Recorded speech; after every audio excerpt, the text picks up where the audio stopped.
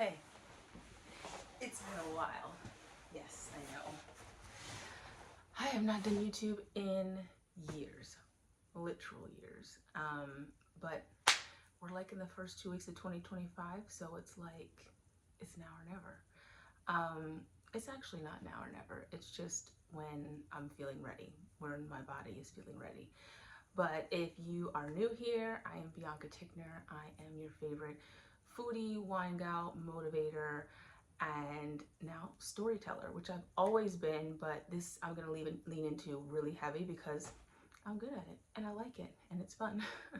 So I'm gonna be telling a lot more stories here, a lot more sharing, and just getting comfortable being on camera like all the time. It's just gonna be a thing now. Because it's what I want to do. I've gotten the call and it's just like, all right, let's answer this thing and roll into it. So we're going to start with a 2025 recap. And if you are new here or new to my story, 2025 was shit. Yeah, like a total piece of shit. I mean, don't get me wrong, like every year has its ups and downs and hills and beautiful moments, and like we did, you know, as I was going back through looking at all the things that we did in 2025, like we had some amazing things that we did as a family. We got our new dog. You know, we finally moved in to this house in a way that felt a little bit more ours. But if you want a recap, let's just start at the beginning. In 2024, my family and I decided to move from New York City, where I had lived for 23 years at that point, and we moved back home in with my parents to help my mom as she was dealing with her last stages of pancreatic cancer. Her diagnosis was stage 4, and really it was tragic. I don't have a better way to describe it. Tragic, hard, horrible, awful, and sad. Very, very sad. And so here we are. We live in my mom's house at the moment, and it's been a huge transition on my body, on my family, on all the things. And so 2025 kind of started that whole year of us living in Maryland, which was something that we hadn't planned on. We had talked about it maybe years ago, like maybe moving to Maryland, DC, like it kind of felt our thing, but it was never anything that we concluded that we were wanting to do. So having to feel like we had to move as opposed to being like we want to move was a really hard thing for us to deal with. But we are here, we are planted for now. This is where we are. My husband has a job that he loves, and I work remotely, and so you know, it's possible for us to kind of see ourselves here for long term, which is weird to say. I don't know how I feel about saying that. But the point of this video is 2025. What happened, where that went, and kind of like where I am on the other side of that. So just stay tuned because we've got like a lot of stuff that happened. So we moved in August 2024. February 2025 is when my mom passed away. So we had about 6 months with her. The first 2 months she was pretty much fully herself, and then the last 4 months it progressed in a way that just I'll tell more deeply in other ways. And I have a Substack about like one particular day that was extremely hard, but there was so many difficult moments in that experience that nobody prepares you for. I think people always talk about like nobody prepares you for having a baby. No, they freaking don't. And I think you know, now there's a little bit more videos about that and you can kind of have an idea, but you really don't know how it physically feels. But nobody can really prepare you for the loss of a parent, and experiencing it in that way, right? Beyond the emotions of just them not being here, right? She's not here anymore, and I feel her spirit, and I'm thinking about her, and you know, asking for her to guide me. But like to see someone pass away in the way that she did, it was nobody could have prepared me for that. But yet I was prepared because I somehow deep inside me was able to like help usher her through her last days, advocate for her, help her, wash her, bathe her, like somewhere inside of people who are deeply connected and have a spirit of love and caregiving. It just comes up. but I don't think if somebody would have given me like 10-step directions, if I would have been able to really truly be prepared for what happened. And so she passed away, and we planned. I planned the funeral, and then, you know, it's kind of strange because before she passed away, like, I look at my journal entries and I'm like, I am going away. Like, I knew that I needed to escape immediately. Like, and it felt terrible writing that in my journal, being like, you know, I know she's gonna pass, and when she does, I have to go somewhere. And so after she passed, I flew to Bali, which was amazing, and completely eye-opening and courageous. Extremely courageous. I remember landing and being like, holy shit, I did it. Like, I flew across the world by myself after such an intense loss. Like, it felt like I had won a gold medal. Like, I don't know, I just felt like I was like on top of the world. It really was such a I don't know, like a cherry on top of the sadness cake. Um, and so, of course, so right there you have it. Like, great, I had such darkness, and then this beautiful moment of being in Bali, this lush, green, amazing, delicious place with like incredible scents and just wonderful. We traveled a lot, and then, you know, there was more tragedy. Like, actually, which I didn't mention, like shortly after my mom passed, 2 weeks after that, my kind of like play cousin, god sister, she also passed in a very kind of tragic way as well. And you know, I hadn't seen her in many years, but it was just a real confrontation of like my childhood. Um, you know, having my mom pass and feeling like, okay, I am I the matriarch now? Like, is is that my role? Um, and then, you know, moving out of like feeling like you're a child, you know, like I still am my mother's child, but at a certain point, you're like, am I a child anymore? You know, like, I'm in my 40s and I still, you know, just because my mother was here, I still, there was something in me that felt like I was someone's baby. So that was a big confrontation to have, and then to have like a childhood friend, cousin pass away quickly after in a very similar tragic type of way. It was just a lot to emotionally handle. Um, and then fast forward to Christmas, my grandmother passed away.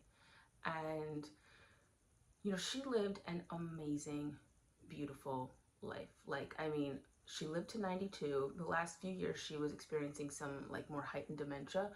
But, I mean, when she just, I don't even know how to, like, it just, comparatively, like, the life she was able to live and experience was extremely full.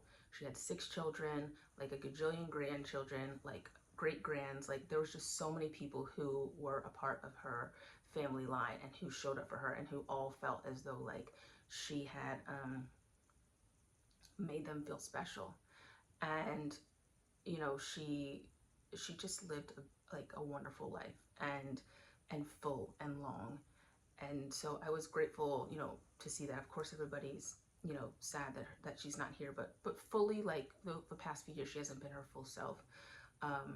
But just comparatively, just, you know, seeing the full life that my grandmother lived, and like what I felt, and definitely what my mom felt, was cut short in her life. Um, you know, it's just sad, and I just pray that like I'm able to live a full long life where I feel as though I've done and touched everything.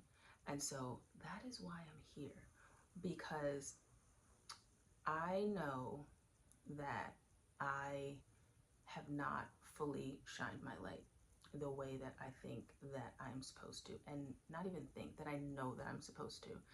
And I have to do it, right? And so even at the bare minimum, not even shining my light, because I do think that is important, but like to even make it even more clear, it's just like I see from this past year how fleeting time is. And I don't think I'm creating enough clear memories of who I am and of who the mark that I want to leave. I want to be in control of that. I want to be in control of the narrative of who Bianca is as a person. And no, that always doesn't need to be on the internet, but for me personally, it does. I know that. I know that it does. And so I want to show up for myself and show up for the people who I know, even if it's just one person, are meant to hear my story or to see me showing up for myself. And I want to show up for me. And I want to show up for the light that, you know, people who come into contact with me see and know, but it needs to shine beyond that. And also, you know, when I think about like when I was a kid, one of the games that I used to play or liked to play was with my dad, actually. Ironically, my dad and I live together now because we're at my mom's house. But one of the games that I liked to play was TV anchor. So we'd sit at this table and I'd be like, okay, Bryant, back to you. And it just makes me laugh because it's like, you know, not all kids play that, but like that was fun to me. I wanted to be a news anchor. I wanted to sit, you know, and talk and be on camera, and I pretended I was Katie Couric and my dad was Bryant Gumbel. And there's something innate in that, right? Like when you think about like who you are and what you're supposed to do as a child, and you really go back and you're like, what like really made me happy as a kid, and what are the things that lit me up naturally without even thinking about it, right? And those things were always dance and always singing and just communicating in a grandiose type of way. And you know, as you get older and things start to come up and things come into your life, like those things shrink and it becomes smaller and smaller and smaller, and you don't really hear the voice or you forget about it.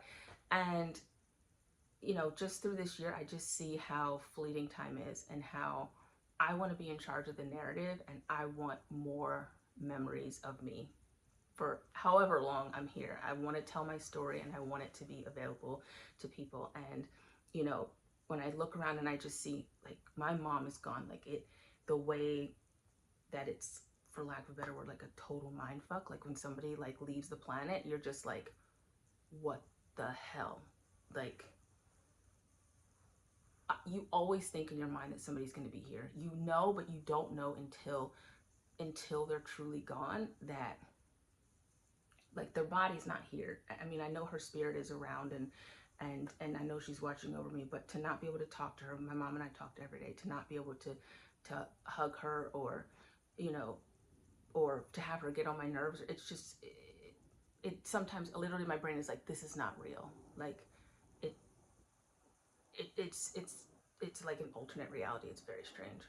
But when I go back and I look, I'm just like, where are like, I tried to wrap it up, like when as she was passing, I was trying to get voice notes, trying to get more information from her, but there's not enough, right? Like this whole person's gone, and like there's only pieces of her memory. And for me personally, I don't know, maybe if this is vain or not, but whatever, like it's like there needs to be more of me. Like when I'm gone, people need to know what was up and what happened with Bianca Tickner. Like what was, you know, how did she leave her mark, or just who was she as a person? And I want more of that out there. And so, you know, I'm committing to shining my light this year.